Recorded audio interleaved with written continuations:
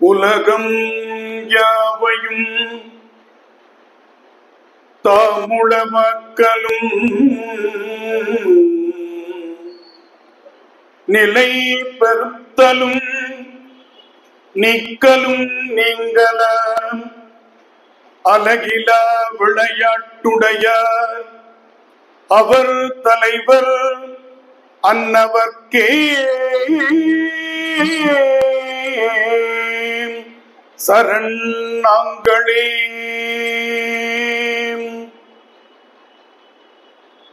திருச்சிராப்பள்ளி தமிழ்ச்சங்கத்தினுடைய ஆகச்சிறந்த விழாவாக இன்று கம்பன் விழா கொண்டாடப்பட்டு வருகிறது. இந்த விழாவிற்கு தலைமையேற்று நமக்கெல்லாம் அற்புதமான ஆழ்வாருடைய பாடலையும் கம்பராமாயணத்தினுடைய சிறப்பு பாடலையும் இங்கே நமக்கு சொல்லி தலைமை உரை ஆற்றி அரங்கராசன் ஐயா அவர்களுடைய தலைமையில் இந்த சிவத்தை பேச வைத்த திருவருளை எண்ணி வியக்கிறேன், பாராட்டுகிறேன், வணங்குகிறேன். எனவே எங்களுடைய மதிப்பிற்குரிய தலைவர் அரங்கராசன் ஐயா அவர்களுக்கு முதற்கண்ணுடைய பணிவான வணக்கத்தை சொல்லி, அருமையான அமைச்சரை பெற்றிருக்கிற தமிழ்ச்சங்கம், நம்முடைய திருவாளர் உதயகுமார் அவர்கள் வந்ததன் பின்னால் இந்த தமிழ்ச்சங்கத்தினுடைய பணிகள் எல்லாம் இன்றைய நவீன தொழில்நுட்பத்தோடு இணைந்து ஆகச்சிறந்த அனைவரும் பாராட்டக்கூடிய அளவில் அந்த பணிகள் நடந்தேறி வருகின்றதை நாம் அனைவரும் பார்க்கின்றோம். அந்த நிலையில் அவர்களுக்கும் என்னுடைய பணிவான வணக்கத்தை சொல்லி, இங்கே என்னை அறிமுகப்படுத்திய மருத்துவர் ஐயா அவர்களுக்கும் துணைத் தலைவர் மருத்துவர் ஐயா அவர்களுக்கும் மேடையில் இருக்கக்கூடிய சான்றோர் பெருமக்கள் அனைவருக்கும், இங்கே நம்முடைய பேராசிரியர் ரசன் அவர்கள் என் மீது கொண்ட கருணையின் காரணமாக, அன்பின் காரணமாக, அவர்களுடைய பண்பின் காரணமாக உயர்த்தி உயர்த்தி உயர்த்தி கம்பனை போல் இந்த மானுடம் பாடிய அந்த நிலையில் இருந்து என்னை வாழ்த்திய நிலையை நான் எண்ணி வியக்கின்றேன். உங்களுக்கு முன்னால் கம்பனில் மெய்யியலும் இசையியலும் என்ற தலைப்பில் நம்முடைய அமைச்சர் பெருமகனார் கொடுத்த நேரத்திற்குள் என்னுடைய பொழிவை நிறைவு செய்து கொள்வேன் என்ற உறுதியோடு, கவிஞர் நாமக்கல்லர் அருமையான ஒரு கவிதையின் மூலமாக கம்பனை நமக்கு அடையாளப்படுத்துவார். தமிழ் மொழி தனக்கொரு தனிச்சிறப்பை தந்தது கம்பனின் கவிச்சிறப்பே, அமிழ்தம் தமிழ்மொழி என்பதும் அழியாதிருப்பதும் கம்பனதாம். கம்பனை மறந்தால் தமிழேது, கவிதை என்பதும் கமழாது, அம்புவி கவிஞருள் அரசாகும், அவனே தமிழ் மொழி பரிசாகும் என்பார். எவ்வளவு அழகான ஒரு கம்பனை உள்வாங்கி இருந்தால் இப்படி சொல்ல முடியும். மகாகவி பாரதி எமக்கு தொழில் கவிதை என்று சொன்னவன். எனவே கவிபாடிய கம்பனை முன்னால் கொண்டு வருகிறான். யாமறிந்த புலவரிலே கம்பனை போல் என்று குறிப்பிடுவான். பொதுவாக கவிஞர்களை, படைப்பாளர்களை நாம் உரிமையோடு பாரதிதாசனை அவன் குறிப்பிடுவான் என்றெல்லாம் உரிமையோடு குறிப்பிடுவோம். அவர் என்று குறிப்பிடுவதை விடவும் அவன் என்று குறிப்பிடுவதில் எப்படி நாம் இறைவன் என்று, இறைவனை அவனே என்று பாடுகின்றோம். அதுபோல கவிஞர்களை அப்படி குறிப்பிடுவது தமிழ் உரிமையின் காரணமாக. அதனால் கம்பனை போல் என்று குறிப்பிடுகிறார். அடுத்தது, அறம் பாடியவன் கடவுளுக்கு சமமானவன் அல்லவா? எனவே வள்ளுவர் என்ற அருவிகுதியோடு பாரதி மிக கவனமாக பதிவு செய்வார். யாமறிந்த புலவரிலே கம்பனை போல், வள்ளுவர் போல், இளங்கோவை போல் பூமிதனில் யாங்கனுமே கண்டதில்லை என்று குறிப்பிடுவார். அப்படிப்பட்ட கம்பன் படைத்த ஒரு மிக பெரும் படைப்பு நம்முடைய ராமகாதை என்கின்ற கம்பராமாயணம். இந்த ராமகாதையை கம்பன் படைப்பதற்கான காரணத்தை இங்கே அவர்கள் தொட்டு சென்றார்கள். வால்மீகி ராமாயணம் எப்படியாக தமிழ் சமூகத்தில் இருந்தது, அதனை கம்பன் எப்படி தமிழ் பண்பாட்டிற்கு ஏற்றவாறு கொண்டு வந்தார். எனவே கம்பனை இலக்கியமாக பார்க்கின்ற பார்வை ஒன்று உண்டு. அடிப்படையில் நான் மெய்யியல் துறையை சார்ந்திருக்கின்ற காரணத்தினால் அது மெய்யியலாகவும் இசையியலாகவும் எப்படி பார்க்கலாம், ஏனென்றால் இந்த மேடை மிக பெரும் ஆளுமைகளின் வாயிலாக கம்பனை ரசித்து ருசித்த மேடை. எனவே நான் என்ன இலக்கியத்தில் புதிதாக சொல்ல போகிறேன், ஆனால் கம்பனுடைய மெய்யியல் எப்படிப்பட்டது, அவன் எப்படி அந்த அளவை என்று சொல்லுவோம், ஆங்கிலத்தில் அதற்கு லாஜிக் என்று சொல்வார்கள், அதில் வடமொழியில் நியாயம் என்று அதை சொல்வார்கள். ஒரே ஒரு எடுத்துக்காட்டு, அருத்தாபத்தி நியாயம் என்று வால்மீகி ராமாயணத்தில் மட்டுமல்ல வடமொழி நூல்களில் ஒரு நியாயம் உண்டு. ஒன்றை சொல்லி ஒன்றை விட்டால் மற்றொன்று தானாக விளங்கும் என்பது அந்த நியாயம். ஒன்றை சொன்னால் போதும், அவர் மதியம் சாப்பிடுவார் என்று சொன்னால் காலையில் அவர் சாப்பிடுவதில்லை என்பதை நாம் புரிந்து கொள்ள வேண்டும். 2 நபர்கள் இருக்கிறார்கள், அதில் 2வது நபர் நல்லவர் என்றால் முதல் நபர் எப்படிப்பட்டவர் என்று சொல்லி தெரிய வேண்டியதில்லை. அதுபோல இந்த நியாயத்திற்கு அருத்தாபத்தி நியாயம் என்று பெயர். இதை கம்பன் கையாண்டதை போல பூமிதனில் யாங்கனுமே கண்டதில்லை.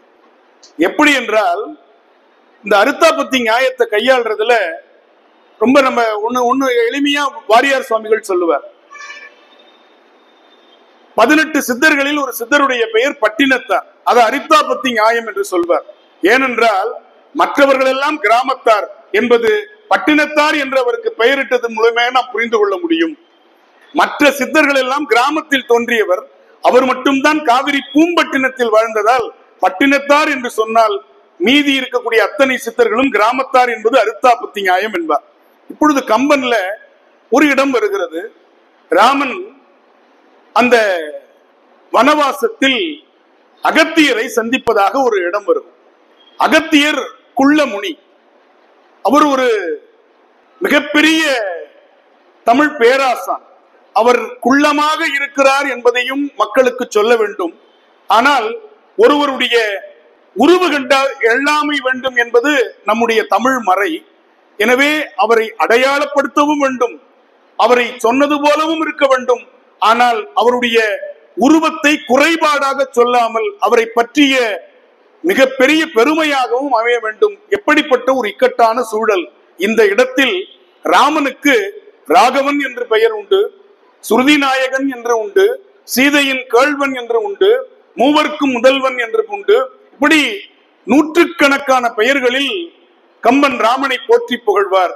இங்கே ஒரே ஒரு சொல்லால் நமக்கு அருத்தாபத்தி என்ற ஒரு நியாயத்தை தமிழ் மொழிக்கு கொண்டு வருகிறார். எப்படி என்று சொன்னால், நின்ற பெருந்தகையை, இந்த வார்த்தைகளை கவனிங்க, நின்ற பெருந்தகையை நெடியோன் வணங்கினான்னு போட்டார். அங்க நின்றவர் சாதாரண ஆள் இல்ல, பெருந்தகையினர். வணங்கியது ராமன் சொல்லியிருந்தா அவர் உயரமா குள்ளமா எதுவுமே நமக்கு புரியாது. ஆனால் நெடியோன் என்ற ஒரு சொல்லால் நின்றவர் குள்ளமானவர் என்பதும், ஆனால் அவர் பெருந்தகை என்று சொன்னார். பெரிய புராணத்துல சிறு தொண்டர்னு சொல்ல வேண்டிய இடத்துல அவரை போய் எப்படி சிறு தொண்டர்னு சொல்றது, பெரிய சிறு தொண்டர்னு சொல்லுவார். சேக்கிழார் பெரிய சிறு தொண்டர் என்று சொல்வார். அதுபோல் எவ்வளவு அழகாக ஒரு ஒற்றை வரியில் நின்ற பெருந்தகையை நெடியோன் வணங்கினான், முடிஞ்சு போச்சு. அப்ப ராமன் நெடியோன் என்று சொன்னதாலே நின்ற பெருந்தகை குள்ளமானவர், ஆனால் அவர் பெருந்தகை. இதுதான் கம்பனுடைய வெளிப்பாடு. ஒரே ஒரு உதாரணம், ஏன்னா பானை சோற்றுக்கு ஒரு சோறு பதம் என்பார் இல்லையா, அது மாதிரி இப்ப நம்ம மெய்யியல் என்று சொன்னால் பலருக்கு அதனுடைய சொற்பொருள் விளங்கலாம், சிலருக்கு குழப்பத்தையும் ஏற்படுத்தலாம். மெய்யியல் என்ற சொல்லுக்கு ஆங்கிலத்தில் பிலாசபி என்று சொல்வார்கள், மெய்ப்பொருளியல். இத 2 திருக்குறள்ல திருவள்ளுவர் மிக அற்புதமாக நமக்கு விளக்கி விடுகிறார். மெய்யியல்ல புறமெய்யியல்னு ஒண்ணு உண்டு, அகமெய்யியல்னு ஒண்ணு உண்டு. எப்பொருள் யார் யார் வாய் கேட்பினும் அப்பொருள் மெய்ப்பொருள் காண்பது அறிவு, இது புறமெய்யியல். ஆனால் அகமெய்யியல் என்பது எப்பொருள் எத்தன்மைத்து ஆயினும் அப்பொருள் மெய்ப்பொருள் காண்பது. ஒரு பொருளினுடைய தன்மை, இப்ப எடுத்துக்காட்டா நான் ஒரு எளிமையா சொல்லிடுறேனே, 2 பங்கு ஹைட்ரஜன் 1 பங்கு ஆக்சிஜன், இந்த இரண்டினுடைய கலவை தண்ணீர் என்று சொன்னால் அது அப்பொருளின் தன்மையை சுட்டுவது. ஆனால் தண்ணீர் என்று வெளிப்படையாக நாம் சொல்லும் பொழுது அது குளிர்ச்சியாக இருக்கிறது. நாம இன்னைக்கு பயன்படுத்துற பிழையாவே பயன்படுத்துவோம். சுடுதண்ணின்னு சொல்ற ஒரு வழக்கம் இருக்கு பாருங்க, அதை விட தமிழ குறைச்சி பேசுற வழக்கம் வேற எதுவுமே இருக்க முடியாது. சுடு தண்ணி எப்படி இருக்க முடியும்?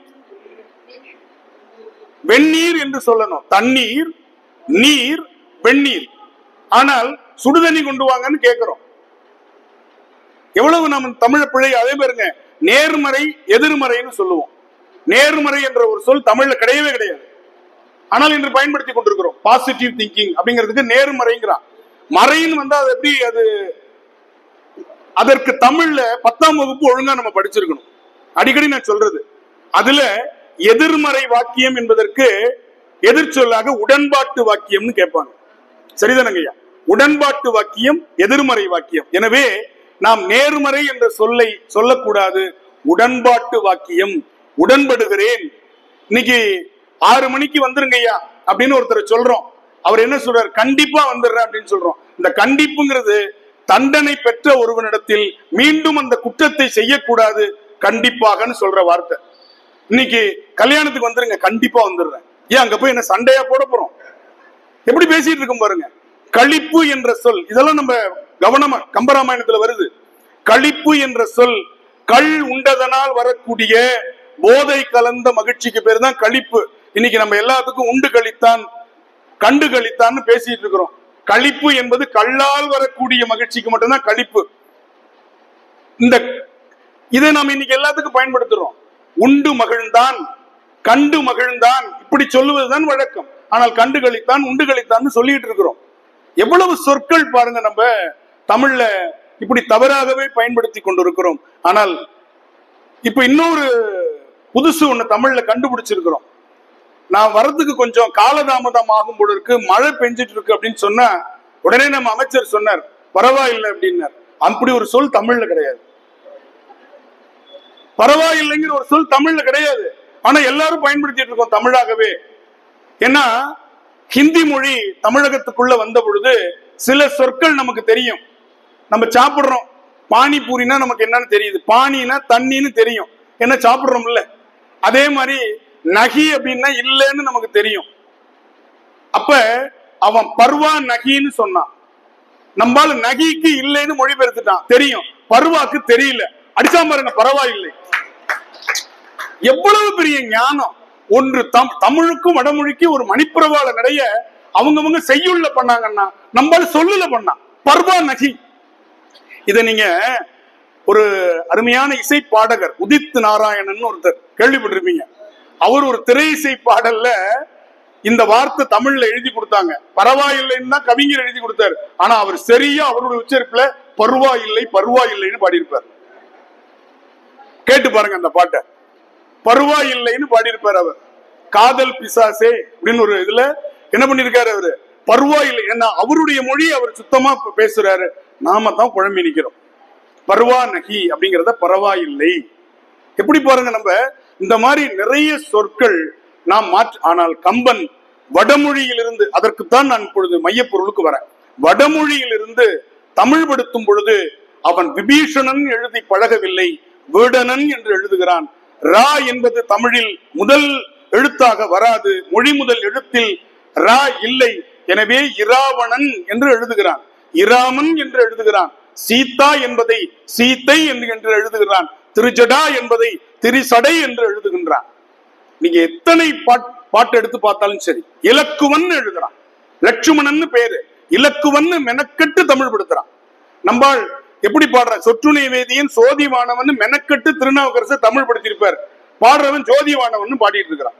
மெனக்கட்டு அவர் சோதிவானவன் திருத்துறாரு. சொற்றுணை வேதியன் சோதிவானவன் பாடுறவங்க என்ன பண்றாங்க, ஜோதிவானவன் பாடுறாங்க. ரசம் அதுவே தமிழ் சொல்லு இல்ல, அதையே ரஜம்னு சொல்றவங்களை பார்த்திருக்கலாம். கொஞ்சம் ரஜம் கொண்டாங்க இல்லையா, பார்த்திருக்கீங்களா? ஜீவக சிந்தாமணிங்கிறான். எவ்வளவு மெனக்கட்டு சீவக சிந்தாமணி. பேச்சு வழக்கில் என்ன, ஜீவக சிந்தாமணி. கேட்கும் பொழுது நமக்கு செந்தமிழ் நாடென்னும் போதினிலே இன்ப தேன் வந்து பாயுது காதினிலேன்னா இது தேள் வந்து பாயுது காதினிலே என்பது போல கம்பனை படியுங்கள். அதனாலதான் கம்பனை மறந்தால் தமிழ் ஏது, கவிதை என்பதும் கமிழாது, அம்புவி கவிஞருள் அரசாகும் அவனே தமிழ் மொழி பரிசாகும்னு சொன்னார். விளையாட்டுக்கு சொல்லல, ஒவ்வொரு சொல்லிலும் கம்பன் இருக்கிறான். ஒருத்தருக்கு பெயர் சொல்லும் பொழுது அவங்களுடைய குணத்தை வைத்து சொல்லுகிறான்.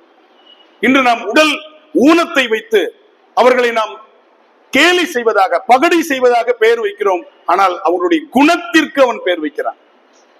சீதைக்கு பேர் கற்பின் கனலி. சீதைக்கு என்ன பேரு? கற்பின் கனலி. ராமனுக்கு மூவர்க்கும் முதல்வன், சீதை கேள்வன், ஸ்ருதி நாயகன், நெடியோன், இப்படி எல்லாம் வச்சுட்டு வந்தார். அடுத்து பாருங்க, நம்ம பொதுவா ஒரு உடன்பாட்டு சொல்ல நல்ல செய்திகளோட தான் பொருத்தி பார்ப்போம். சிறந்த மாணவன், சிறந்த கல்வியாளர், சிறந்த தமிழ்ச்சங்கம் அப்படின்னு, இல்லையா? ஆனால் கம்பன் இந்த ஒரு சொல்லை, சிறந்த என்ற ஒரு சொல்லை எதிர்மறை சிந்தனை உடைய மந்தரைக்கு சொல்லுகிறார், எதிர்மறை சிந்தனை உடைய கைகேயிக்கு சொல்லுகிறார். கைகேயி அதுவரை அவள் சிறந்த தாயாக இருந்திருக்கிறாள். ராமனை வளர்த்தவள் அவள்தான். பெற்றவளோடு அந்த கடமை முடிந்து விட்டது. ஆனால் கோசலையை விடவும் ராமனை பாலூட்டி சீராட்டி வளர்த்தது கைகேயி. எனவே அவள் தடம் மாறி மனம் மாறி ராமனை காட்டுக்கு அனுப்புகின்றாள் என்ற நிலையில் கம்பனுக்கு வருத்தம் இருந்தாலும் அவளுடைய சிறந்த சேவையை மறக்க முடியல. இந்த இடத்துல கம்பனுடைய மனம் அவளை திட்டவும் முடியாம, ராமனை காட்டுக்கு அனுப்பியதால் பாராட்டவும் முடியாமல் இருக்கிறான். எனவே என்ன வார்த்தை போட்ட அந்த இடத்துல கம்பன் அமைக்கிறார் தெரியுமா? தீயவை யாவிலும் சிறந்த தீயாள், நல்லவை யாவிலும் சிறந்த நல்லாள் நம்ம சொல்லி பார்த்திருப்போம். ஆனா கம்பன் போடுறா தீயவை, உலகத்தில் உள்ள அத்தனை தீமையை எடுத்தா அதுல தி பெஸ்ட் தீமைன்னு யார சொல்லலாம்? கைகேயை சொல்லலாம். அந்த சிறந்த என்ற ஒரு உடன்பாட்டு வார்த்தையை வைத்துக் கொண்டு அவளுடைய எதிர்மறை எண்ணத்தை சொல்ல வேண்டும். ஒரு கவிஞன் பொய் சொல்ல முடியாது. ஆனால் சிறந்த என்பது அவளுடைய முன்பகுதி. தீயவை யாவிலும் அவள்தான் முதன்மையாக அந்த தீமையை செய்திருக்கிறாள் என்ற உண்மை அவளுடைய பின்பாதி. இந்த ரெண்டையும் கொண்டு போறான். தீயவை யாவிலும் சிறந்த தீயாள். வாலி வதைப்படல். நான் அப்படியே எல்லாமே நம்ம இந்த தீபாவளி இனிப்பு வாங்குறதுக்கு போகும்போது ஒரு சின்ன துண்டு கொடுக்குறாங்க பாருங்க. அதை வச்சு நீங்க 1 கிலோ வாங்குவீங்களோ 2 கிலோ வாங்குவீங்களோ அது உங்களுடைய சர்க்கரை அளவை பொறுத்தது, இல்லையா? அதனால நான் கொடுப்பது என்பது இங்கே ஒரு இனிப்பகத்தினுடைய ஒரு சின்ன துண்டு. அது சுவைப்பது போலதான் நம்ம கம்பனை சுவைக்க முடியும் குறுகிய நேரத்திற்குள்ளாக. இது மாதிரி ஒவ்வொருத்தருக்கும் ஒவ்வொரு பேடு வச்சுட்டு வந்திருக்கிறான். ராமனை கம்பன் வர்ணிக்கின்றான், அவனுடைய குணத்தை வைத்து வர்ணிக்கின்றான். ஆனால் ராவணனை வர்ணிக்கும் பொழுது எந்த ஒரு கவிஞனும் தன்னுடைய கதை தலைவனை விட்டு எதிர்த்தலைவனாக இருக்கக்கூடிய ஒருவனை இப்படி வர்ணித்ததாக ஒரு இலக்கியம் பார்க்க முடியாது. எந்த கதாபாத்திரத்தை கம்பன் எடுத்துக் கொள்ளுகிறானோ அந்த கதாபாத்திரம் அந்த காண்டத்தினுடைய தலைமை பொறுப்பில் இருக்கும். சுந்தரகாண்டம் என்று எடுத்தால் அங்கே ராமன் கதை தலைவன் அல்ல, அனுமன் தான் கதை தலைவன். எனவே அங்கே யுத்த காண்டத்தை பார்க்கும் பொழுது நமக்கே ராவணன் மீது ஒரு ஆசை வரும். அந்த அளவிற்கு அவன் சொல்லுகிறான், எழுதலகலா சுந்தரன். இது ராமனுக்கு கூட சொல்லல, ராவணனுக்கு சொன்ன வார்த்தை என்னது? எழுதலகலா சுந்தரன். அவன் முகத்தை முழுமையாக இந்த மண்மகள் பார்த்ததே இல்லை. ஏன்னா இப்படியே நடந்திருக்கிறான், தலை குனிந்து நடந்ததே இல்லை. அப்படி நடந்து வந்தவன் அவன். அதனால முதல் முதலாக இந்த மண்மகள் அவனுடைய முகத்தை பார்த்த உடனே கம்பன் அதை வர்ணிக்கிறான், எழுதலகலா சுந்தரன். அவனால் அந்த முகத்தினுடைய அழகை வர்ணிக்க முடியாது என்று சொல்லுகிறான். எப்படிப்பட்ட ஒரு தன்மை பாருங்க. அதே போல மெய்யியல் என்று சொல்லும் பொழுது நான் சொன்னேன், அகமெய்யியல் புறமெய்யியல், இந்த ரெண்டையும் கம்பன்ட்ட பார்க்கலாம். ஒரு மனிதனை உருவகப்படுத்தும் பொழுது இந்த இரண்டையும் அவன் பயன்படுத்துகிறான். அகமெய்யியலும் பயன்படுத்துகிறான், புறமெய்யியலும் பயன்படுத்துகிறான். முதல்ல இயற்கை சார்ந்த மெய்யியல், முதல்ல ஏஸ்தட்டிக் என்று சொல்லுவோம் ஆங்கிலத்துல. தத்துவத்துல அது முக்கியமானது. அழகியல் என்பதுதான் முதல் தத்துவமே. அப்ப இயற்கையை எப்படி அவன் பார்க்கிறான், இயற்கையை அவன் எப்படி ரசிக்கிறான், இயற்கையோடு இயைந்த வாழ்க்கையை அவன் எப்படி பார்க்கிறான். உங்களுக்கு எல்லாம் தெரிந்த பாடல் தான், நான் மெய்யியலோடு பொருத்துகிறேன். தண்டலை மயில்களாட, தாமரை விளக்கம் தாங்க, கொண்டல்கள் முழவின் ஓங்க, குவளை கண் விழித்து நோக்க, தென்திரை எழுநி காட்ட, தேம்பிழி மகரையாழின் வண்டுகள் இனிது பாட, மருதம் விற்றிருக்குமாதோ. மருத நிலம் எப்படி இருக்கிறது? கம்பன் வர்ணிக்கின்றான். ஒரு நாடக மேடை, இந்த உலகமே ஒரு நாடக மேடை, உருவகம். அந்த நாடக மேடையாக மருத நிலம் இருக்கிறது. அங்கே மயில்கள் ஆடுகின்றன. அவர்கள்தான் நாடக கலைஞர்கள், மயில்கள். அதை பார்ப்பதற்கான பார்வையாளர்கள் குவளை கண் விழித்து நோக்க, கொண்டல்கள் முழவின் ஓங்க. அந்த நேரத்தில் இப்பொழுது இடி சத்தம் கேட்டது போல கொண்டல்கள் மேகத்தினுடைய அந்த இடியோசை கேட்கிறது. எனவே அந்த நாடகத்திற்கான இசையமைப்பாளருடைய ஒலி அது. ஒரு அழகான நாடகம் என்னென்ன இருக்கும் பாருங்க. அடுத்தது தாமரை விளக்கம் தாங்க, போக்கஸ் லைட்னு சொல்லுவாங்க, போட்டிருக்கிறாங்க இல்லையா? அது போல தாமரை பூ அப்படி அழகான விளக்கு போல இருக்கிறதா. வண்டுகள் இனிது பாடுகின்றன. இப்படியாக அந்த மருதம் இருக்கிறது. அந்த மருதத்தை தாண்டி நெய்தல் நிலம், அது அங்கே அலைகளை கொண்டு வந்து அலைகளை கொண்டு போவது எப்படி இருக்கிறது என்று சொன்னால், ஒரு நாடக மேடையில் திரைச்சிலையை மூடுவதும் திரைச்சிலையை திறப்பதுமான ஒரு செய்கையை போன்று இருக்கிறது என்று இயற்கை சார்ந்த மெய்யியலை அவனை அழகாக கம்பன் படைத்து காட்டுகிறான். இன்னும் நிறைய சொல்லிட்டு போலாம். ஒவ்வொரு பகுதியிலும் அவன் இயற்கையை எப்படி ரசிக்கிறான், எப்படி அவன் அதை கொண்டு போகிறான். 2 வாதங்கள் மெய்யியல்ல உண்டுங்க. ஒன்று இயல்பு வாதம், இன்னொன்னு குறிக்கோள் வாதம். ரியலிசம், ஐடியலிசம் சொல்லுவாங்க. ரியலிசம், இன்னொன்னு ஐடியலிசம். இப்ப திருக்குறள் ஐடியலிசத்தை நோக்கிய ஒரு பயணம். அதைத்தான் கம்பன் படைத்து காட்டுகிறான். அயோத்தி மாநகரில் வள்ளல்களே இல்லை என்று அவன் குறிப்பிடுகிறான். மிரண்டு போகிறோம், வள்ளல் இல்லையா? ஆமா, வறுமை இருந்தால் தானே, வாங்குபவன் இருந்தால் தானே அங்கே வள்ளல்களுக்கு மதிப்பு இருக்கும். எல்லோருமே வாங்குகின்ற திறன் உடையவர்களாக இருக்கிறார்கள், அவர்களாகவே தற்சார்பு உடையவர்களாக இருக்கிறார்கள். எனவே இன்னொருவிடம் போய் வாங்க வேண்டும், யாசகம் பெற வேண்டும் என்ற நிலைமை யாருக்கும் இல்லை. எனவே அந்த ஊரில் யாரையும் வள்ளல் என்று சொல்ல வேண்டிய அவசியம் இல்லை. அந்த ஊர்ல உண்மையே இல்லைன்ட்டான். அடுத்து தூக்கி வரிப்படுது, உண்மை இல்லை. ஆமா, பொய்ன்னு ஒண்ணு இருந்தா தானே இன்னொன்னு உண்மைன்னு சிறப்பிப்ப. பேசுறது எல்லாமே உண்மை, எதுக்கு பொய்யை நான் தனியா சொல்லணும்? உண்மை இல்லை, ஓர் பொய் உரை இல்லாமையால். வீட்டுக்கு கதவு கிடையாது, பூட்டு கிடையாது. ஏன்? அங்கே களவு இல்லை. எனவே பூட்டி வைக்க வேண்டிய அவசியம் இல்லை. இப்படி ஒரு குறிக்கோள் சமுதாயத்தை படைக்க விரும்புகிறான். திருக்குறளோடு நம்ம அந்த திருக்குறள் மெய்யியல் எடுத்துக்கிட்டு அப்படியே ஒவ்வொரு கதாபாத்திரமாக கம்பனை நம்ம கொண்டு போலாம். என்னுடைய ஒரு பகுதி மெய்யியல், இன்னொரு பகுதி இசையியல். அந்த மெய்யியல் பாத்தீங்கன்னா, இப்ப எண்ணிய எண்ணியாங்கு எய்துப எண்ணியர் திண்ணியராக பெரின்னு ஒரு திருக்குறள். இந்த திருக்குறளை கொஞ்சம் கவனிச்சு பாத்தீங்கன்னா இதுல ஒரு சிறு நெருடல் இருக்கு. எண்ணிய எண்ணியாங்கு எய்துப எண்ணியர் திண்ணியராக பெரின். சரி, இதனுடைய பொருள் மேலோட்டமாக நாம் பார்க்கிறோம். நினைத்ததை நினைத்தவாறு அடைவார்கள், நினைத்தவர்கள் நினைத்ததை திண்மையாக நினைக்கும் பொழுது, இப்படின்னு நம்ம எடுத்துக்கலாம். அவ்வளவுதானே. இதுல ஒரு நெருடல் என்னன்னா, நல்லது நினைத்தார்களா கெட்டது நினைத்தார்களான்னு இங்க குறிப்பிடல. நல்லது நினைச்சா மட்டும் இல்ல, கெட்டது நினைத்தாலும் நடந்துவிடும் என்பதற்கு மந்தரை சூழ்ச்சி படலம் ஒரு எடுத்துக்காட்டு. புரியுதா? மந்தரை சூழ்ச்சி படலம். ராமனை 14 ஆண்டு காலம் காட்டுக்கு அனுப்ப வேண்டும் என்பது கைகேயனுடைய விருப்பம் அல்ல, அது மந்தரையினுடைய சூழ்ச்சி. அதனாலதான் மந்தரை சூழ்ச்சி படலம் என்று கம்பன் அதை அமைத்திருப்பார். தன்னுடைய மகனை விடவும், பரதனை விடவும் ராமனை மகனாக நினைத்த ஒரு கைகேயனுடைய மனதை மாற்ற வேண்டும் என்று சொன்னால் மந்தரனுடைய எண்ணம் எவ்வளவு திண்மையாக இருக்க வேண்டும், அவளுடைய மனதை அவள் மாற்றுகிறாள். அப்ப திருக்குறள் இங்கே பொருந்துகிறது. அதனாலதான் திருவள்ளுவருக்கு அரண் சேர்ப்பது போல கம்பராமாயணத்தினுடைய அந்த பொருளையும் கடந்து பாரதி ஒரு பொருளை இங்கே திருவள்ளுவருக்கு உரை எழுதுகிறார். திருவள்ளுவருக்கு பாரதி உரை எழுதுகிறார், விளக்க உரை எழுதுகிறார். ஏன்னா தீமையை நினைத்தாலும் நடந்துவிடும் என்று அங்கே இருக்கிறது.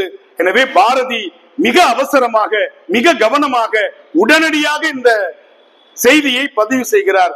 எண்ணிய முடிதல் வேண்டும். திருவள்ளுவர் சொன்னது எண்ணிய முடிதல் வேண்டும். உடனே அடுத்த சிந்தனை எதுவாக இருந்தாலுமா என்று நாம் கேட்டு விடுவோம் என்பதற்காக நல்லவே என்ன வேண்டும் தான் அடுத்த வார்த்தை தான் போடுறான். திண்ணிய நெஞ்சம் வேண்டும், தெளிந்த நல் அறிவு வேண்டும். அப்ப அறிவு என்று சொன்னால் அது தீமையை செய்வதும் அறிவுதான். ஒரு தீவிரவாதம் என்று சொல்றோம், பயங்கரவாதம் என்று சொல்லுகிறோம். மனிதர்களை துன்பப்படுத்துவதை சொல்லுகிறோம். அது அறிவில்லாதவன் செய்ய முடியாது.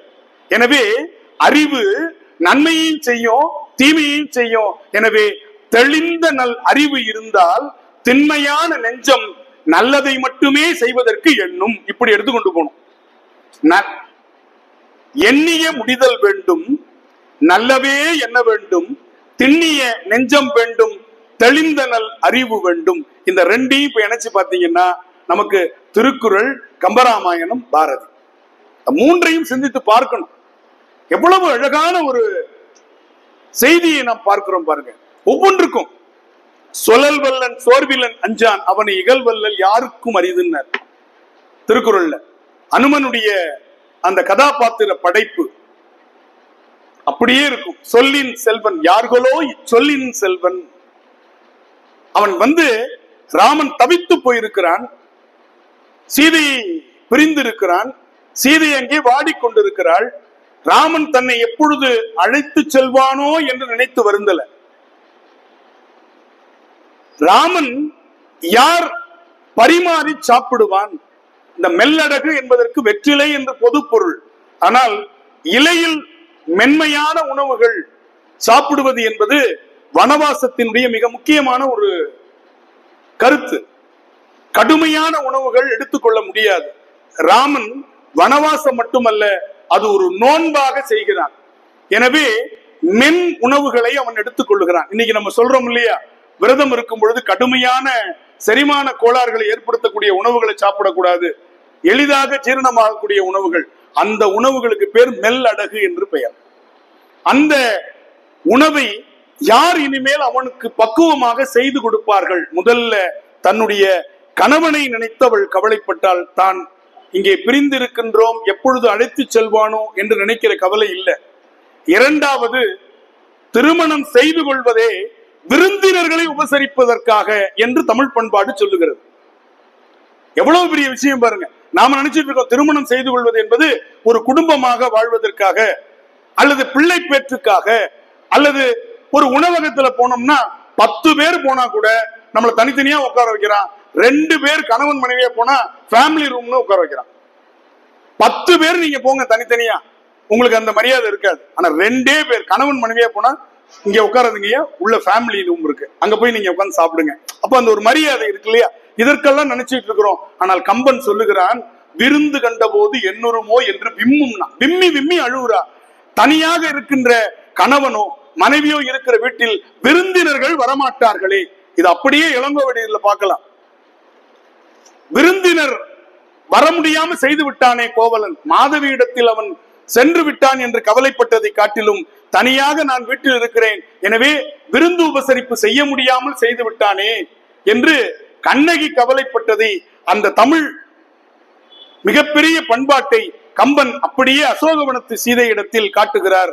அருந்தும் மெல்லடகு ஆறிட அருந்தும் என்று அழுங்கும், விருந்து கண்ட போது என்னுருமோ என்று பிம்மும், மருந்தும் உண்டுகொள் யான் கொண்ட நோய்க்கு என்று மயங்கும், இருந்த மாநிலம் செல்லரித்திடவும் ஆண்டு எழாதால் என்று குறிப்பிடுகிறார். அப்ப அந்த 3 தன்மைகள், இப்படிப்பட்ட இந்த நோய்க்கு எனக்கு என்ன மருந்து கிடைத்து விட போகிறது, இதைத்தான் நம்ம பார்க்கிறோம். அடுத்து மெய்யியல்ல ஆன்மா சார்ந்ததன் வண்ணம் என்று சொல்வார்கள். நல்லா கவனிச்சு கேட்க வேண்டிய ஒரு இடங்க. ஆன்மா சார்ந்ததன் வண்ணம். இந்த ஆன்மா என்ற உயிர் எதை சார்ந்து இருக்கிறதோ அதனுடைய தன்மையை அது பெறும்.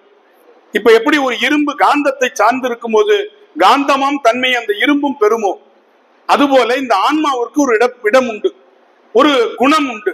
இப்ப கம்பராமாயணம் கேட்க வந்திருக்கிறோம்னா கம்பராமாயணத்தை பற்றி நாம் சிந்தித்துக் கொண்டிருக்கிறோம், கேட்டுக்கொண்டிருக்கிறோம். தொடர்ந்து இந்த கம்பராமாயணத்தையே கேட்டுக்கொண்டிருக்கும் பொழுது ஆன்மா இந்த கம்பராமாயணத்தின் பால் ஈடுபாட்டு.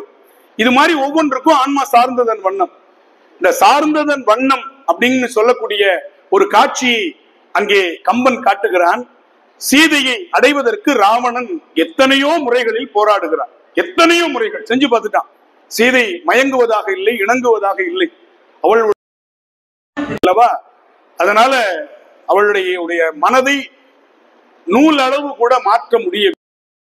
கர்ணன் கேட்கிறான் ராவணனிடத்தில், அண்ணா உனக்கு ஆயக்கலைகள் 64 தெரியும், அதில் நீ தவம் செய்து பல மந்திரங்களை பெற்றிருக்கிறாய், நீ நினைத்தால் நினைத்த மாத்திரத்தில் உருமாற முடியும், நீ ராமனாகவே உருமாறி சீதையை எளிதில் அடைந்து விடலாமே என்று.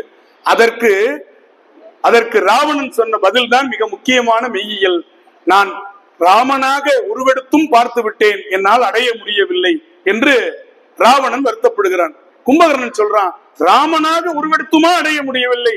ஏன் நீ ராமனாக உருவெடுத்த உன்னுடைய வேஷம் சீதைக்கு தெளிஞ்சு போச்சானா? இல்ல, அவளாலும் கண்டுபிடிக்க முடியல. ஆனால் ராமனாக உருவெடுத்ததன் பின் பிறன்மனை நோக்கம் தவறு என்ற சிந்தனை தான் வருகிறதே தவிர சீதையை தவறான கண் கொண்டு பார்க்கின்ற பார்வை எனக்கு வரமாட்டேங்குது. ஆன்மா பாருங்க, என்.டி. ராமராவ் இருந்தார் பாருங்க. அவர் கிருஷ்ணராவும் ராமராவும் நடிச்சு அவர் தெருவில் நடந்த தீபாராதனை காட்டுவார்கள். இந்த நாட்டில் நடந்த ஒரு விஷயம். கிருஷ்ணராவும் ராமராவும் நடிச்ச போது அவர் சாதாரண நடந்து வந்த தீபாராதனை காட்டி தேங்காய் உடைச்சு வழிபாடு செய்யக்கூடிய அளவில், ஏன் அவரை கிருஷ்ணராகவே அந்த மக்கள் பார்க்க தொடங்கி விட்டார்கள். அதுதான் அப்ப ராமனாக உருமாறியவனுக்கு கூட பிறர் மனை நயக்கக்கூடிய தன்மை வராது என்று சொன்னால் ராமன் எப்படி உயர்ந்து நிற்கிறான்? எவ்வளவு பெரிய விஷயம். இங்கே ராமனுடைய புகழை சொல்லுவதற்கு இப்ப நீங்க எடுத்துக்காட்டீங்கன்னா, பெருங்கதை எடுத்தீங்கன்னா உதயணனை பத்தி நிறைய இருக்கும். ஒவ்வொரு காப்பியத்திலும் காப்பிய தலைவனை பத்தி நிறைய சொல்லிட்டு வருவாங்க. ஆனால் ராமாயணத்துல ஒரு சின்ன வேறுபாடு. கம்பராமாயணத்துல எதிர் பாத்திரங்களை நிறைய புகழ்ந்துகிட்டே வருவார். வந்துகிட்டு அப்படிப்பட்ட கும்பகர்ணனை, அப்படிப்பட்ட இந்திரஜித்தை, அப்பேற்பட்ட ராவணனை ராமன் வென்றான்.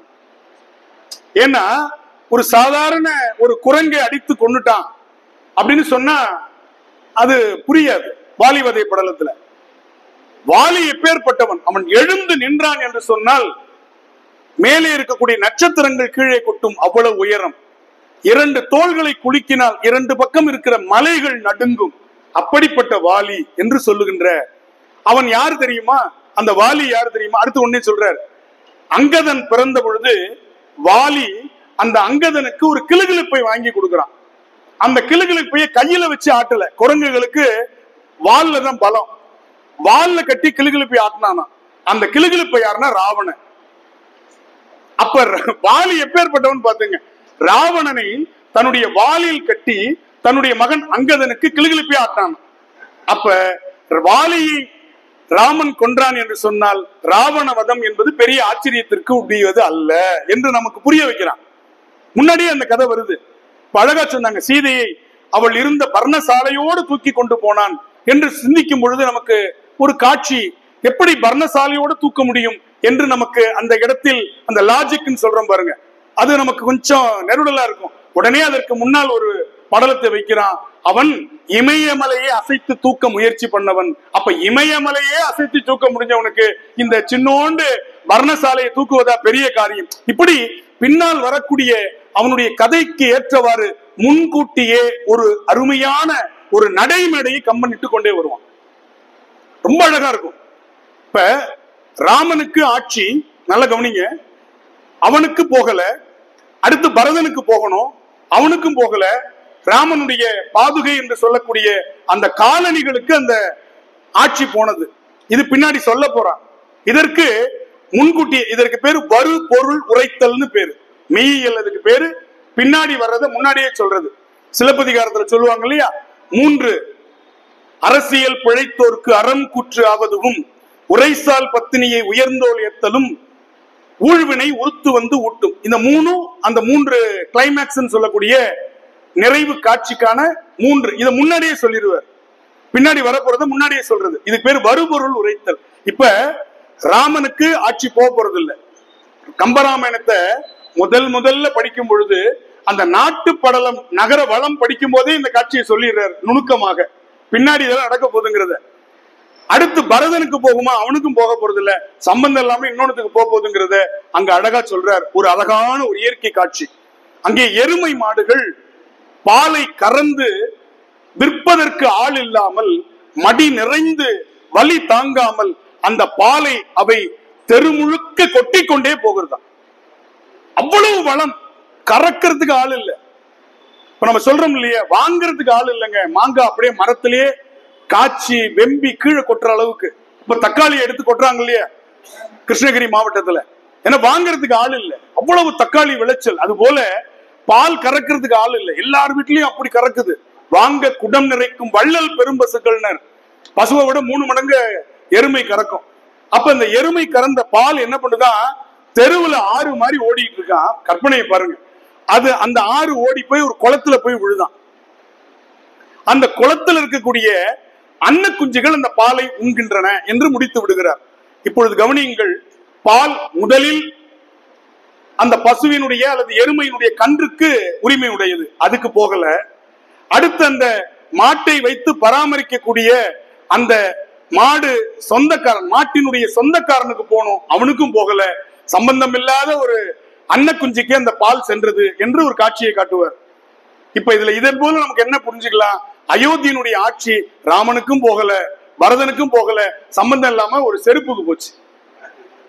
இத முன்னாடி வருவது, பின்னாடி வரல, முன்னாடி வரும். அதுதான். அப்ப ஒவ்வொன்றும் நான் சொன்னேன், காட்சி படிமமாக வைக்கிறார். மெய்யியலை கொண்டு வந்து அழகா ஒரு திருக்குறள் எடுத்துக்கொண்டால் எடுத்துக்கலாம்னு சொன்னேன். பெண்ணின் பெருந்தக்கையாவுல கற்பெண்ணும் திண்மை உண்டாக பெறின். சீதையை அதற்கு உதாரணம் காட்டுறான்.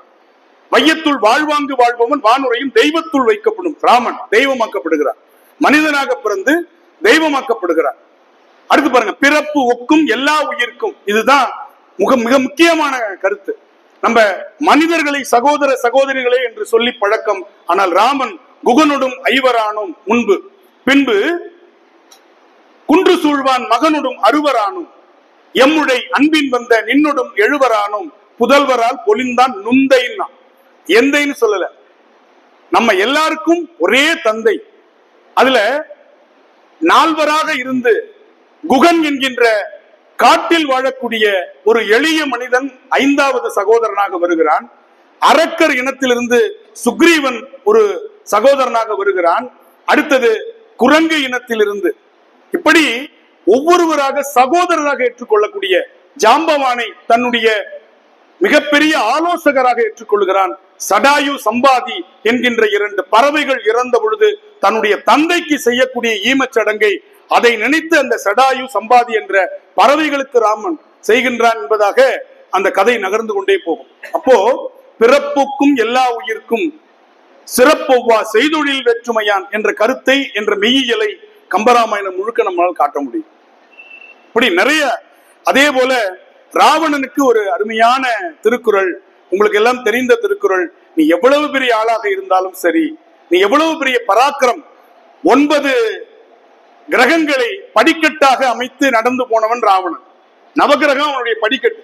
ஒருத்தர் மேல மிதிச்சுதான் ஏறுவான் இறங்குவான் ராவணன். சிவபெருமானையே மயக்கி தன்னுடைய இசையால் வாழ் பரிசு பெற்றவன். நாரதரை தன்னுடைய இசையால் தோற்கடித்தவன். எவ்வளவு பெரிய வன்மை வேண்டும். அப்படிப்பட்ட ராவணன் அவன் போர் பயிற்சி செய்யும் பொழுது, கம்பராமாயணத்தை படிக்கும் பொழுது ஒரு கம்பீரம் வருங்க. நடந்துச்சோ நடக்கலையோ, இப்படியெல்லாம் இருந்துச்சோ இருக்கலையோ, படிக்கும் பொழுது நமக்கு ஒரு கம்பீரம், ஒரு மகிழ்ச்சி. ஏன்னா இது ஐடியலிசம்னு சொன்ன, குறிக்கோள் சமுதாயத்தை காட்டுதுன்னு. ராவணன் எப்படி போர் பயிற்சி செய்வான் என்றால், யானைகளை ஓடி வர செய்து அதன் முன்னால் நெஞ்ச நிறுத்தி காட்டுவானா. அப்ப நினைச்சு பாருங்க, ஒரு யானை இல்ல, பல யானைகளை ஓடி வர. அப்ப அவன் எவ்வளவு அகன்ற மார்புன்னு அவர் சொல்ல மாட்டார். அர்த்தாபத்தி நியாயம். யானைகள் மோதிச்சு, அவ்வளவுதான். அவனுடைய நெஞ்சில மோதின யானைகளுடைய தந்தங்கள் அவனுடைய நெஞ்சில குத்துமா. அதை ஒரு உசுப்பு விட்டான்னா தந்தம் ஒடிந்து கொள்ளும். யானைகள் 8 திசைகளிலும் சிதறும். நினைச்சு பாருங்க எப்படி இருந்தான்னு. அப்படிப்பட்ட மார்பு, வாரணம் பொருத மார்பும். அடுத்து அவனுடைய தோல் வலிமை. சிவபெருமான் இருந்த கைலாய மலையை தூக்கிய தோள்கள், வரையினை எடுத்த தோளும். வரையின மலை. அடுத்தது அவனுடைய நாக்கு எப்படிப்பட்டது, நாரத முனிவர்க்காக நயம்பட உரைத்த நாவும். அடுத்தது தாரணி மவுளி 10, சங்கரன் கொடுத்த வாளும், வீரமும் களத்தே போட்டு வெறுங்கையோடு இலங்கை மீண்டான். அந்த இடத்துல ஒரு வார்த்தையை போட்டார் பாருங்க. போட்டு அப்படின்னு சொல்ற வார்த்தை ஒரு வாய்மொழி மரபு சொல்.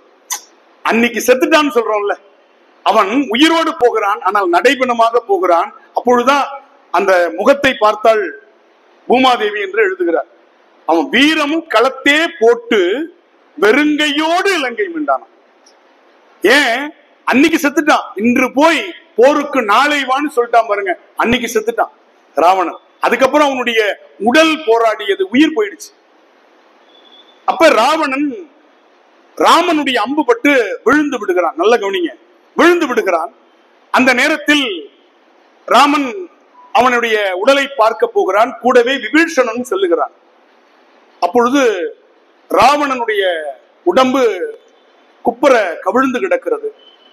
முதுகில் ஏகப்பட்ட துளைகள் இருக்கின்றன. ராமனுக்கு பெரிய ஆச்சரியம்.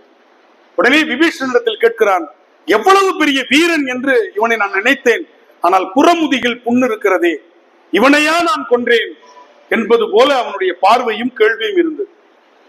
புறமுதுகுல புண்ணு. நம்முடைய வீரர்கள் என்று சொன்னா நெஞ்சில புண் வாங்கணும். 96 விழுப்புண்களை கொண்டவன் பேரரசன் விஜயாலய சோழன் என்று கல்வெட்டுகள் பாராட்டுகின்றன. விசும்பு சூதனி கோவில் எழுப்புத்தவன், பிற்கால சோழ பேரரசை நிர்மாணித்த அந்த விஜயாலய சோழன் 96 விழுப்புண்கள் மார்பில் கொண்டவன் என்று கல்வெட்டு செய்தி தஞ்சாவூர் கல்வெட்டுல இருக்கு. அப்படிப்பட்ட வீர பரம்பரையில் ராவணன் இப்படி புறமுதுகில் புண்ணிட்டு இருக்கிறானே என்று சொன்ன பொழுது விபீஷணன் சொல்லுகிறான், ராமா, அவன் என்னுடைய அண்ணன், மிகப்பெரிய வீரன் தான், அதுல எந்த மாற்றமும் இல்லை. அவன் பின்னால் இருக்கக்கூடிய புண்கள் முன்னால் ஏற்பட்டது என்ன தெரியுமா? அவன் யானைகளோட போராடிட்டு இருந்தான் இல்லையா, போரிட்டு கொண்டிருந்தான் இல்லையா, அப்ப உடஞ்ச தந்தான் அவன் மார்பிலே இருந்துச்சு. நீ போட்ட அம்புல அது எல்லாம் பின்னாடி வழியா வெளியில வந்துருச்சு. அவனுடைய மார்பில் குத்தி நின்ற தந்தங்களை நீ போட்ட அம்பு வெளியில வந்துச்சு. அது வழியாக வெளியில வரும் பொழுது அதெல்லாம் துளைகள் போல தெரிந்தது அப்படின்னு. அடுத்த பாருங்க, ஒரு உயிர் தன்னுடைய வினையை முழுவதுமாக கழித்தால் தான் முக்தி அடைய முடியும் இல்லையா? அதுதானே மெய்யியல் சொல்லுகிறது. வினையை கழிக்கணும். நல்வினை இருக்கக்கூடாது, தீவினை இருக்கக்கூடாது, ரெண்டுத்தையும் சமமாக பாவிக்க வேண்டும். அதை பேர் இருவினை ஒப்புன்னு பேர். ரெண்டு வினையும் சமமா பார்க்கிறது. அந்த நிலையை கம்பன் ராவணனுடைய முடிவில் காட்டுவான். கடைசியாக ராவணனை முடித்து விட வேண்டும் என்று ஒரு அம்பை எய்கிறான். ராமனுடைய அம்பு எப்படிப்பட்ட என்று சொன்னால், சொல் ஒக்கும் கடிய வேக சுடுசரம். இது கூட எவ்வளவு அருமையான உவமை பாருங்க. சொல்லினுடைய வேகம் நான் சொன்ன மாத்திரத்தில் உங்கள் காதுகளை அடைகிறது. ஒலி வேகத்தை பத்தி பேசுறான். ஒலி வேகம். சொல் ஒக்கும் கடிய வேக சுடுசரம்.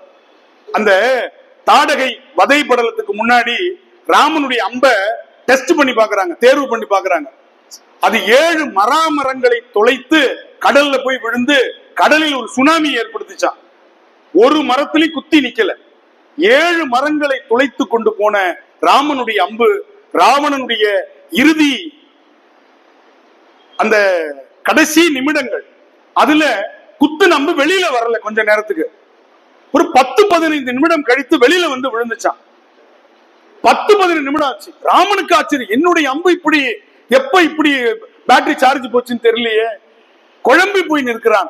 அப்பொழுது கம்பன் அதற்கு விளக்கம் கொடுக்கிறான். வால்மீகில இல்ல இது, கம்பன் விளக்கம் கொடுக்கிறான்.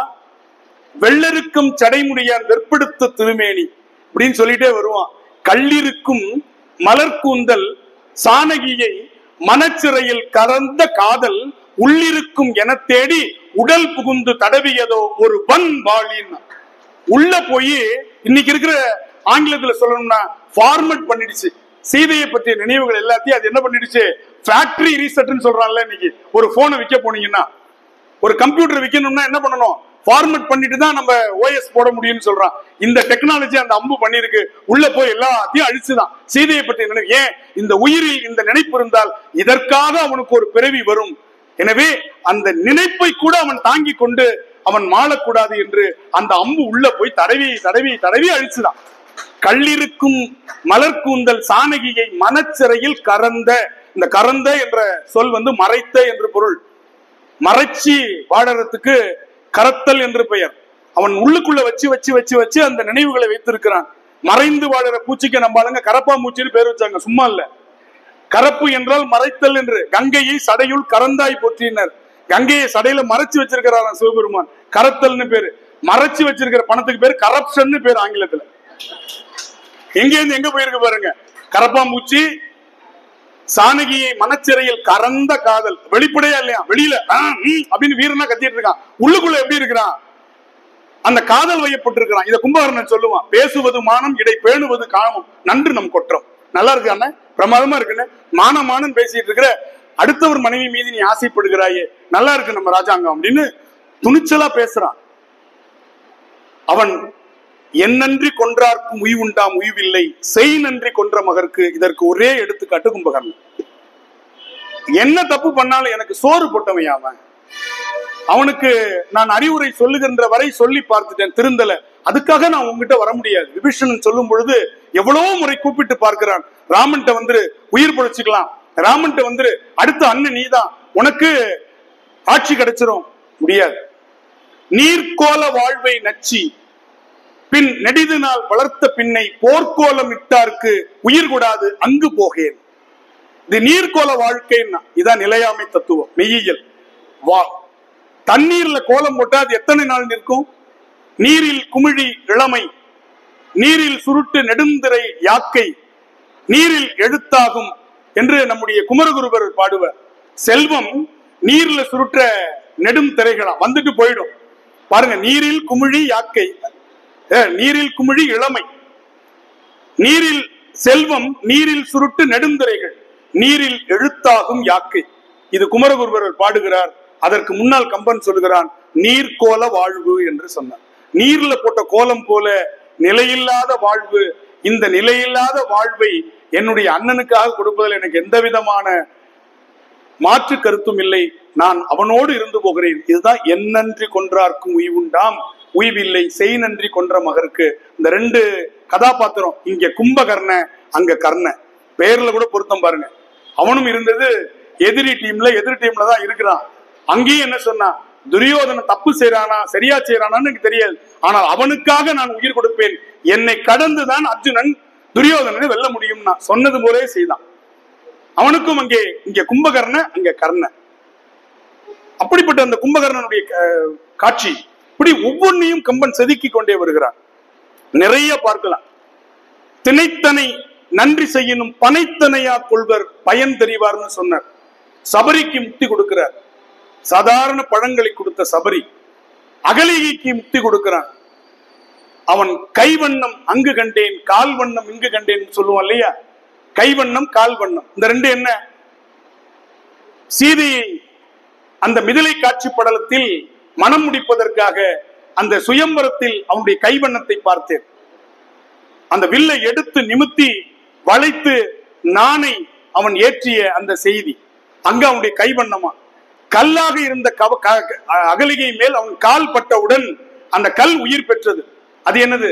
கால் வண்ணம். அதே மாதிரி சொல்லுவார், ரொம்ப அழகா, தோல் கண்டார் தோளே கண்டார். அழகியல் தோலை பார்த்தவனுக்கு சலிப்பு வந்தாதானே வேற உறுப்பை பார்க்க முடியும். தோல் கண்டார் தோளே கண்டார், தொடு கமலம் தாள் கண்டார் தாளே கண்டார், தடக்கை கண்டார் அகதே. யாருமே ராமனை முழுசா பார்க்கலையா, ஆனா சீதை ஓரக்கண்ணால பார்த்துட்டான்.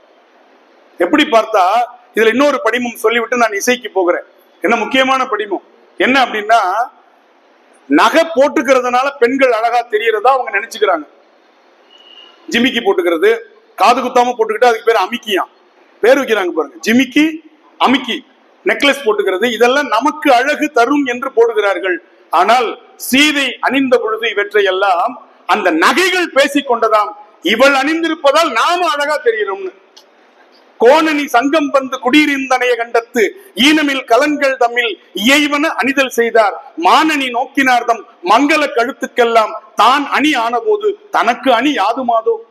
அவள் இந்த உலகத்தில் இருக்கக்கூடிய அத்தனை அணிகலனுக்கும் அவள் அணிகலன், அவளுக்கு போய் அணிகலனை பூட்டுறாங்களே இந்த ஒண்ணும் தெரியாத தோழிமார்கள் என்று கம்பன் அங்கே வைக்கிறார். நாம் பார்த்து கொண்டே வரலாம். அதே போல கம்பனில் இசை என்பது ரொம்ப முக்கியம். இன்னொன்னு ஒரு செய்தி, இந்த இருவினை ஒப்புன்னு சொன்னேன். ராமன் நாளைக்கு காலையில் உனக்கு பட்டாபிஷேகம் என்று சொன்ன பொழுது, அப்படியா நன்றி வணக்கம் வீட்டுக்கு போயிட்டான். அவனுடைய அறைக்கு சென்று விட்டான். மறுநாள் விடியற் காலை வந்து 14 வருஷம் காட்டுக்கு போ. அப்படியா, சரி வணக்கம் நன்றி வந்துடுறேன். கொஞ்சம் கூட எந்த விதமான மகிழ்ச்சியோ துக்கத்தையோ காட்டல. இதுதான் இருவினை ஒப்பு. இதை சீதை நினைத்து பார்க்கிறா.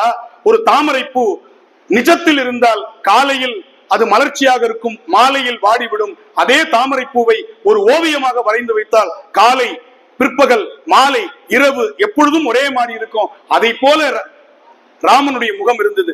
மெய் திருப்பதம் ஏவு என்ற போதிலும் ஏகு என்ற போதிலும் இத்திரு துறந்து ஏகு என்ற போதிலும் சித்திரத்திலிருந்த செந்தாமரை ஒத்திருக்கும் முகத்தினை உண்ணுவான். சித்திரத்தில் அளந்த செந்தாமரை முகம் போல இருந்தது என்று மிக அற்புதமான தத்துவம் இருவினை ஒப்பு என்ற தத்துவத்தை கம்பன் அந்த ஒரே பாடலில் கொண்டு வந்து காட்டுவார். அதுபோல என்னதான் நம்ம உருண்டு புரண்டாலும் ஒற்ற மண்ணு தான் ஒட்டுன்னுவாங்க இல்லையா, அதற்கு அருமையான இது. பரதனை என்னதான் ராஜாவாக்கி பார்க்கணும்னாலும் கைகையால முடியல, யாராலையும் முடியல. அதற்கு ஒரே திருக்குறள், வகுத்தான் வகுத்த வகையல்லால் கோடி தொகுத்தார்க்கும் துய்த்தல் அரிது. நீ என்ன இருந்தாலும் சரி, இளநீல உன் பேர் இருந்தா தான் நீ குடிக்க முடியும். நீ வச்சு வளர்த்திருக்கலாம், உன் கண்ணு முன்னாடியே அந்த இளநீ மரம் தென்னை மரம் வளர்ந்துருக்கும். இளநீ காய்ச்சி இறக்குற அன்னைக்கு கிருன்னு வந்திருக்கும். மருத்துவர் வந்து பார்த்துட்டு உனக்கு சர்க்கரை நோய் தொடங்கிருச்சு, இளநிய நினைச்சு கூட பார்க்காதுன்னு வந்து விசாரிக்கிறவன் வெட்டி குடிச்சிட்டு போவான். வந்து விசாரிக்க வருவான்ல, என்ன மருத்துவர் எல்லாம் வந்துட்டு போறாங்க, என்ன மாமாச்சு அப்படின்னுவான். இல்லடா சுகர் இருக்குன்னு சொல்லிட்டாரு டாக்டர் அப்படின்னு. அப்படியா மாமா அப்படின்ட்டு அவன் 2 இளநீ குடிச்சிட்டு போயிருப்பான். அப்ப வச்சு வளர்த்தவனுக்கு எப்படி இருக்கும்? அதுதான் சொன்னான் திருக்குறள்ல, வகுத்தான் வகுத்த வகையல்லால் கோடி தொகுத்தார்க்கும் துய்த்தல் அரிது. இப்ப அப்படியே மெதுவா வருவோம். கம்பன் எளிமையான இசை நடைகளை கொண்டு வரான். தமிழ்ல முடிகியல்னு ஒரு சந்தம் உண்டு. தன்னை தான் தன்னை தான் வெய்யோன் ஒளி தன் மேனியில் வெறி சோதியில் மறைய பொய்யோ என் இடையாளுடும் இளையானுடும் போனான் மையோ மரகதமோ மறி கடலோ மழை முகிலோ ஐயோ இவன் வடிவென்பதொரு அழையா அழகுடையான். இது எப்படி படிக்கணும்? வெய்யோன் ஒளி தன்மேனியில் விரிசோதியில் மறைய அப்படின்னா கம்பன் திருப்பி பிறந்து உங்களை உதைச்சிட்டு சாவான். எப்பேற்பட்ட சந்தம்! குகன் போருக்கு கிளம்புறான்.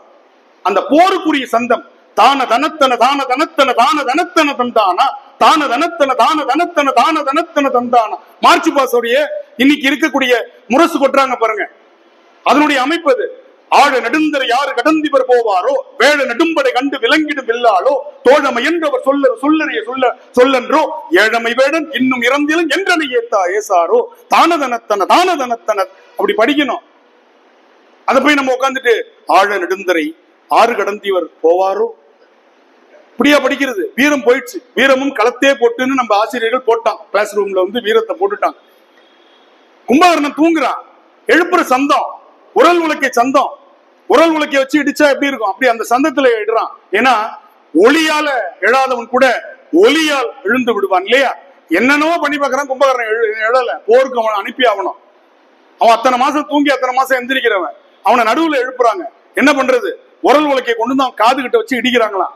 உறங்குகின்ற கும்ப கர்ண உங்கள் மாய வாழ்வெல்லாம் இறங்குகின்ற தின்றுகான் எழுந்திராய் எழுந்திராய் கரங்கு போல வில் பிடித்த கால தூதர் கையில் உறங்குவாய் உறங்குவாய் இனி கிடந்துறங்குவாய். அந்த உரல் உலக்கை ஒலி அப்படி கேட்கும். டங்கு டங்கு டங்கு டங்கு. நீங்க உரல் உலக்க எத்தனை பேர் பாத்திருக்கீங்கன்னு தெரியல. திட்டும் போது நம்மள உலக்க மாதிரி பாத்திருக்கீங்களா? அதுதான் தெரியும் நமக்கு. ஆனா என்னன்னு கேக்குறான், எங்க அம்மா என்ன உலக்க மாதிரி திட்டினாங்கன்னு. அப்புறம் தான் ஒருத்தன் காமிச்சேன், ஓ இதைத்தான் சொல்லி எங்க அம்மா திட்டிருக்காங்க. எப்படி திட்டிருக்காங்க பாத்தீங்கன்னா, ஒருத்தனை போட்டு அடியோ அடின்னு அடிச்சிருக்கான். ஏன்டா அடிச்சான்? ஏன்னா அவன் தேவாங்கன்னு திட்டிவிட்டான் அப்படின்னா. அதுக்கு ஏன்டா அப்படி அடிச்சேன்? இன்னைக்குதான் நான் தேவாங்க பார்த்தேன்னா புரியுதா? அவன் தேவாங்க பார்த்துட்டு பத்தியா எவ்வளவு கேவலப்படுத்திருக்கான் பாரு. ஏன்னா அவன் தேவாங்கே பார்க்கல, ஏதோ ஒரு சிங்கம் போல அப்படின்னு நினைச்சிட்டு இருக்கான். தேவாங்க பார்த்தோன்னே கடுப்பாயிட்டான். அது மாதிரி உலக்கை இருக்கு பாருங்க, அதுல இரும்பு கூன் போட்டிருப்பாங்க. ஒரு பக்கம் மெல்லிதா இருக்கும். இப்ப அந்த மரம் இருக்கிற பகுதியில இடிச்சாங்கன்னா அதனுடைய நெல்லினுடைய உமி தனியா பிரியும், அரிசி தனியா கிடைக்கும். அதை பெரட்டி இடிச்சாங்கன்னா மாவு கிடைக்கிறாங்கன்னு அர்த்தம். இரும்பு கூன் போட்ட பகுதியில இடிச்சாங்கன்னா மாவு கிடைக்கிறாங்கன்னு அர்த்தம். அது இந்த பக்கம் அடிச்சாங்கன்னா தங் உறங்குகின்ற கும்ப கர்ண உங்கள் மாய வாழ்வெல்லாம். இது நெல்லு அரிசிக்காக. அடுத்து பாருங்க, இறங்குகின்றதின்றுகான் எழுந்திராய் எழுந்திராய். அடுத்து மூணாவது, கரங்கு போல வில் பிடித்த கால தூதர் கையிலே. அடுத்து நொய்யரிசிக்கு உறங்குவாய் உறங்குவாய் இனி கிடந்துறங்குவாய். இப்படி படிச்சு இப்படி பாடி சந்தத்தை சொல்லி கொடுக்கணும். பாரதிதாசன் பிடித்துக் கொள்ளுகிறார். வெய்யோன் ஒளி தன் மேனியில் விரி சோதியில் மறைய கொலை வாழ் மிக கொட்டியோர் செயல் அறவே குகை வாழ் ஒரு புலியே மிக குணமேவிய தமிழா. ஏன்னா திருச்சிராப்பள்ளி தமிழ் சங்கத்துக்கு வந்து பாரதிதாசனை பத்தி சொல்லணும்னு அவரு கோச்சுக்குவார். கம்பன் சந்தம் எங்கெல்லாம் வருது பாருங்க. வெய்யோன் ஒளி தன்மேனியில் விரிசோதியில் மறையங்கிற சந்தம் முடிகியல் வண்ணம்னு பேர். அதுக்கு தொல்காப்பியத்துல சொல்ற முடிகியல் வண்ணம். அந்த முடிகியல் வண்ணத்தை பாரதிதாசன் வீரத்திற்கு எடுத்துக் கொள்ளுகிறார். எவ்வளவு அழகு பாருங்க. இதுல ஒரே ஒரு செய்தி, அந்த இசையியல்ல ஒரு மெய்யியல் எப்படி கொண்டு வரான் பாருங்க கம்பன். ராமனுடைய நிறத்தை சொல்லணும். நம்முடைய சொன்ன உடல் உறுப்பையோ அல்லது நிறத்தையோ குறையாக பேசுவது இலக்கிய மரபல்ல. ஓமை என்பது உயர்ந்ததன் மேற்று. ஓமை என்பது உயர்ந்ததன் மேற்றுன்னு சொல்லுவாங்க. நிலவு போல முகம் அப்படின்னா முழுக்கட்டியா இருக்குன்னு அர்த்தம் இல்ல, பிரகாசமா இருக்கும், குளிர்ச்சியா இருக்குன்னு அர்த்தம். நம்ம பாட்டு நிலவு போல முழுக்கன்னா கண்ணுக்காது மூக்கு மோரெல்லாம் இருக்காது போல இருக்கு, முழுக்கட்டியா வலிச்சு விட்ட மாதிரி இருக்குன்னு எடுத்துக்க கூடாது. அதனுடைய ஒளியையும் அதனுடைய குளிர்ச்சியும் எடுத்துக்கணும். அது போல கம்பன் ராமன் கருப்பு, கரிய நிறம் கொண்டவன், கரிய செம்மல், கரிய மால் என்றெல்லாம் சொல்லுகிறார். அவரே போய் பேசுறார். அதுல ராமனுடைய அந்த நிறத்தை எடுத்துக்கொண்டு பெண்கள் எப்படி துணிக்கடைகளில் புடவைக்கு தங்களுடைய மேல் சட்டையை இப்படி மேட்சிங் பார்ப்பாங்க, பார்த்திருக்கீங்களா? பச்சை கலர் புடவை எடுத்தாங்கன்னா பச்சையில ஒரு 100 கலர் இருக்கும், பச்சையில ஒரு 100 நிறங்கள், அதுல கொண்டு போய் இப்படியே வச்சு பார்த்துட்டே வருவான். அந்த 100 இவங்களுக்கு திருப்தி தராது, பாடி அடுத்த கடைக்கு போலான்னு போடுவாங்க. நினைச்சு பாருங்க, நான்லாம் அந்த புடவை விற்கிறவனா இருந்தேன்னு வச்சுக்கோங்க, கொலைகேசில் உள்ள போயிருப்பேன். அங்க இருக்கிறவங்க எல்லாம் கும்பிடணும் கோயில் கட்டி, அவ்வளவு பொறுமைசாலிகள் இல்லையா? அது போல ஒவ்வொன்றாக அவன் பார்க்கிறான். கம்பன் கருப்போடு, இவனுடைய கருப்போட எந்த கருப்பும் மேட்ச் ஆக மாட்டேங்குது. அதுக்கு ஒரு பாட்டு, வெய்யோன் மொழி தன்மேனியில் விரிசோதியில் மறைய பொய்யோ எனும் இடையாளும் இடையானும் மையோன்னர். மை கருப்பு, ஆனா மை கருப்பு தான் இல்லைன்னு சொல்லல. அந்த மை கருமையில் கருப்பு இருக்கிறது, ஆனால் அதில் ஒளி இல்லை. ஆனா ராமனுடைய முகம் சூரியனுடைய ஒளிப்பட்டு சூரிய வெளிச்சம் அங்கு போதான். அப்பேற்பட்ட ஒளி உடையவன ஒளி இல்லாத கருப்போட சொல்ல முடியல, முடிஞ்சு போச்சு. அடுத்து சொல்றான், மையோ மரகதமோ, மரகதத்தில் கரும்பச்சை நிறம், கருப்பு இருக்கிறது, ஒளி இருக்கிறது. மரகத கல் ஒளி உடைய கல், ஆனால் அந்த மரகத கல் வெப்பத்தன்மை உடையது, சூடா இருக்கும் தொட்டு பார்த்தா. ராமனுடைய முகம் தன்முகம், குளிர்ச்சியான முகம். குளிர்ச்சியான முகம் கொண்ட ராமனை சூடான ஒரு கல்லோடு ஒப்பிட முடியுமா? முடியல. அதனால மையோ மரகதமோ. அடுத்து சொன்னா மறி கடலோ, இங்கே கருமை இருக்கிறது, அலை என்கின்ற ஒளி இருக்கிறது. நல்லா கவனிச்சுக்குவாங்க, குளிர்ச்சியும் இருக்கு. கடல் தண்ணீர் சில்லுன்னு இருக்கு, குளிர்ச்சி, 3 பொருந்தது. ஆனா குடிச்சு பார்த்தா உப்பு தண்ணியா இருக்கு. இனிமையான முகத்தை உடைய ராமனுக்கு உப்பு தண்ணி உடைய கடலையும் பொருத்த முடியல, மறிகடலோ. அடுத்து மேல பார்த்தா கரிய நிற மேகம், நிறம் பொருந்திருச்சு. இடி மின்னல் ஒளி பொருந்துகிறது. அருமையான தீஞ்சுவை தண்ணீரை அது தருகிறது. இதை எழுதலாமான்னு மழை முகிலோன்னு போட்டான், மேகம் கலைஞ்சு போச்சு. கலையாத அழகுடைய ராமனை கலையிற அழகுடைய மேகத்தோடு நான் எப்படி சொல்லுவேன்? ஐயோ இவன் வடிவென்பதோடு அடையாள கூடாது. இதுல ஐயோன்னா நம்ம நினைச்சிட்டு இருப்போம் அமங்கல சொல்ல மங்கள சொல்லா போட்டிருக்கான். இல்ல, இது ரெண்டுமே வியப்பு சொற்கள். ஒரு குழந்தைகிட்ட ஒரு சாக்லேட் கொடுத்த, முட்டாய் கொடுத்தா ஐ அப்படின்னு இல்லையா? இந்த நிகழ்ச்சிக்கு அவர் வந்தார், ஓ அப்படின்னு. ஐ கூட்டல் ஓ, தமிழ் ஐயோ. ஐயோ இவன் வடிவென்பதோர் அழியா. ராமனுக்கு ஒரு வியப்பு சொல் பத்தாது, 2 வியப்பு சொல்லை போட்டு ஐயோ இவன் வடிவென்பதோர் அழியா அழகுடையான் என்று சொல்லி அழியாத காவியத்தை படைத்த கம்பனை சிந்திப்பதற்கு களம் அமைத்து கொடுத்த